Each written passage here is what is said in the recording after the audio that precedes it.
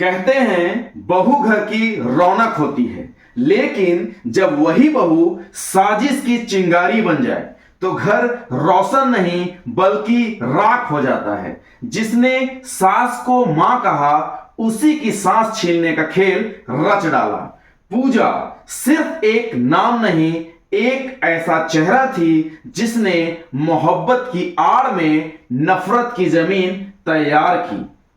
पहले शादी, फिर लिव इन, फिर अवैध रिश्ते और आखिर में खून।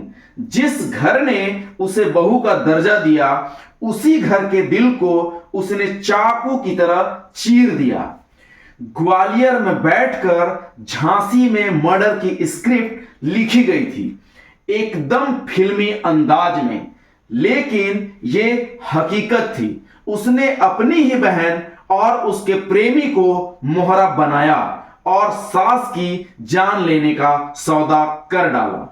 जमीन के लालच में रिश्ते खून से रंग दिए गए। पूजा जाटव की यह कहानी आज के समाज का वो आईना है जिसमें इंसानियत शर्मसार खड़ी है। नमस्कार दोस्तों, मैं चंदन और आज जो हकीकत आपको सुनाने जा रहा हूं वो इतनी सच्ची, इतनी भयावह और इतनी दर्दनाक है कि आप इस पर यकीन नहीं कर पाएंगे। एक बहू जो पहले एक पत्नी थी, फिर प्रेमिका बनी, फिर मां बनी और फिर बन गई एक खूनी साजिश की मास्टरमाइंड। ये कहानी है पूजा जाटव की, जिसने सास को रास्ते से हटवाया सिर्फ जमीन के लालच में। लेकिन मामला इतना सीधा नहीं था। इस कहानी में है प्यार, नफरत, बदला और रिश्तों की बर्बादी और आखिर में कानून की गिरफ्त। तो आइए दोस्तों, चलते हैं उत्तर प्रदेश के झांसी जिले के कुम्हरिया गांव में और फिर परत दर परत खोलते हैं इस कहानी को। साल 2025, तारीख थी 24 जून। झांसी का कुम्हरिया गांव। सूरज ढल रहा था। गांव की गलियों में रोज की तरह जानवरों के झुंड लौट रहे थे। बच्चे खेल कूद में मस्त थे और घरों में चूल्हा जलने लगा था। लेकिन इसी शाम एक घर के दरवाजे पर खड़ा था अजय यादव, एक रिटायर्ड बुजुर्ग जो अपनी पत्नी सुशीला देवी के पास वापस लौटे थे। वो 2 दिन पहले ही ग्वालियर गए हुए थे अपनी पोती के जन्मदिन में शामिल होने और बहू पूजा के पास। जब वो लौटे तो देखा कि घर का दरवाजा बाहर से बंद था। उन्हें जरा अजीब लगा, पर सोचा शायद सुशीला पड़ोस में गई होंगी। उन्होंने दरवाजा खोला और अंदर कदम रखा और वहीं उनके पैरों तले जमीन खिसक गई। कमरे की अलमारी खुली पड़ी थी, गहने गायब थे, नकदी भी नदारद थे। लेकिन सबसे बड़ा झटका तो तब लगा जब उन्होंने बेड पर अपनी पत्नी की लाश देखी। मुंह में कपड़ा ठूंसा हुआ था, गर्दन पर गहरा निशान। प्रथम दृष्टिया यह मालूम पड़ रहा था कि गला घोंटकर उसकी हत्या कर दी गई है। अजय चीख पड़े। उनकी चीखें सुनकर गांव के लोग जमा हो गए। पुलिस को बुलाया गया। पुलिस पहुंचती है और जांच शुरू होती है। कुछ पड़ोसियों ने एक महिला और एक पुरुष को घर के अंदर घुसते देखा था, लेकिन वो पहचान नहीं पाए। अब शक की सुई घूमी बड़ी बहू रागिनी और उसके भाई की ओर। रागिनी पिछले 8 महीने से अपने मायके में थी। पति से झगड़ा हुआ था, सास से भी बनती नहीं थी। क्या वही लौटी थी बदला लेने?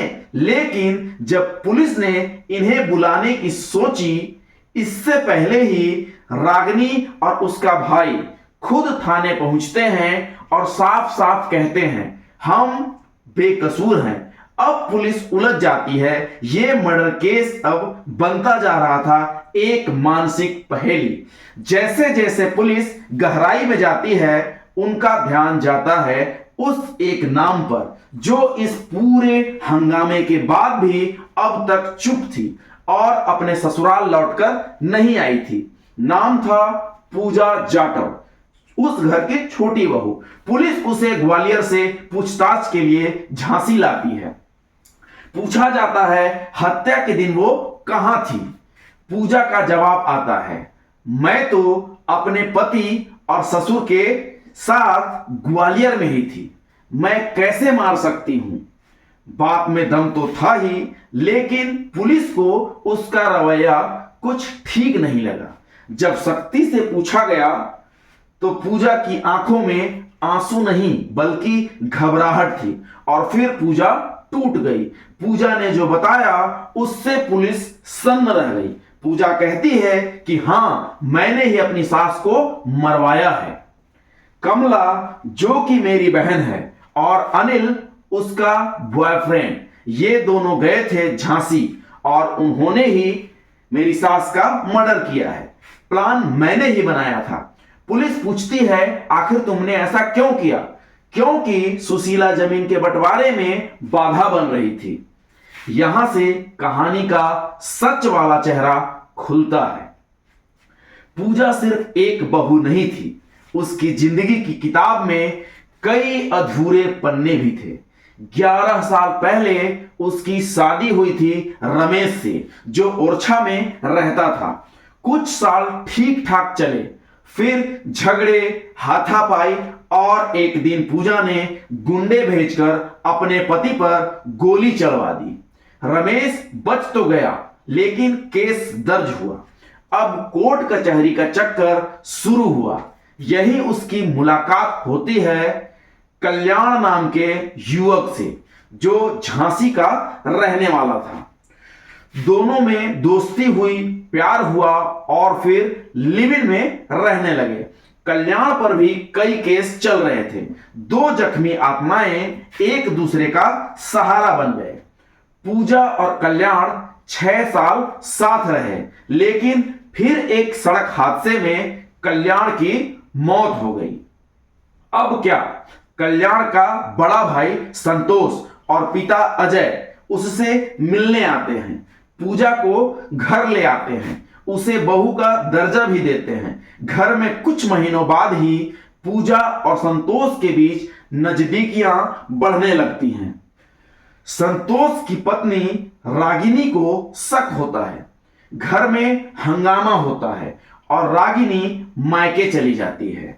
सास सुशीला को पूजा की हरकतें पसंद नहीं आती, वो अक्सर डांटती थी। तब पूजा ग्वालियर लौट जाती है, जहां कुछ वक्त बाद वो एक बेटी को भी जन्म देती है। उसका दावा है कि यह कल्याण की ही बेटी है। अब वो कहती है कि मुझे कल्याण के हिस्से की जमीन चाहिए।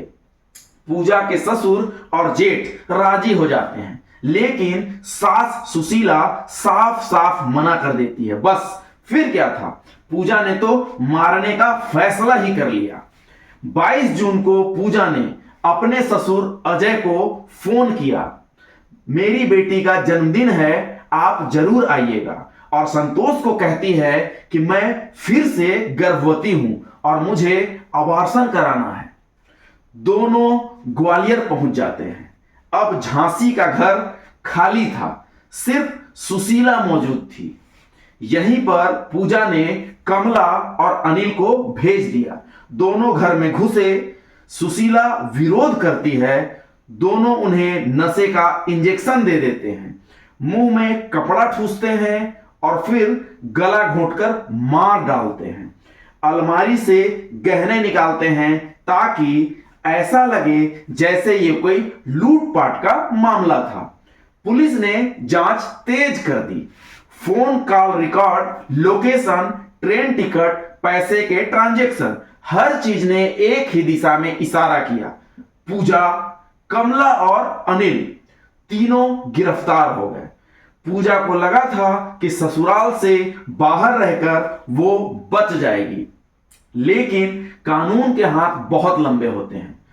पूजा जाटव की ये कहानी सिर्फ एक हत्या की नहीं है, ये कहानी है रिश्तों के पतन की, पैसे और प्रॉपर्टी के लिए इंसान कितना गिर सकता है, इसका सबसे भयानक उदाहरण है पूजा जाटव, एक महिला जिसने अपने पति, प्रेमी, देवर, सास और यहां तक कि ससुर को भी बर्बाद कर दिया। उसकी लालच ने पूरे परिवार की जड़ें उखाड़ दी। अब पूजा जेल में है और बाकी सब पूरी तरह से बिखर चुके हैं। दोस्तों, आप इस पूरी कहानी के बारे में क्या सोचते हैं? क्या अब भी हम रिश्तों पर आंख मूंदकर भरोसा कर सकते हैं? क्या लालच अब इंसान की आत्मा से बड़ा हो गया है? अपने विचार कमेंट बॉक्स में जरूर लिखें। अगर आपको यह कहानी सच्ची और सोचने लायक लगती है तो वीडियो को लाइक करें और दूसरों के साथ शेयर करें और हमारे चैनल को सब्सक्राइब करना न भूलें। मैं चंदन फिर मिलूंगा एक और ऐसी ही सच्ची और सिहरन भरी कहानी के साथ। बहुत बहुत धन्यवाद।